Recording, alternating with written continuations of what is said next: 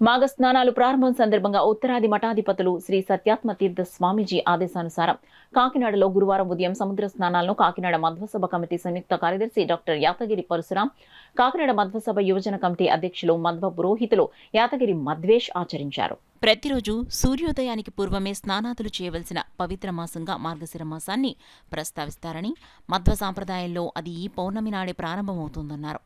అన్ని నదుల సంగమం సాగరమని, ఎంతో విశిష్టమైన సముద్ర స్నానం చేయటం మహద్భాగ్యంగా ప్రస్తావించారు. గురువందనాన్ని ఆచరించడమే కాక తుంగమణి హరిద్ర కుంకుమ పూజలను నిర్వహించారు.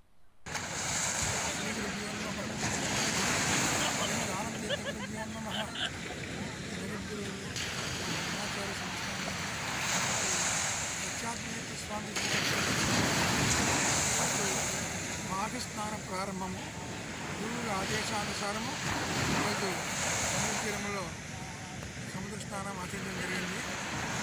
గురువుల అనుగ్రహంతో ఇప్పటివరకు అనేక కార్యక్రమాలు చేస్తున్నాము, ఇక ముందు కూడా చేస్తాము. భక్తుల సహకారం వల్ల శ్రీరామనామ జప హోమం కూడా దిగ్గజం జరిగింది.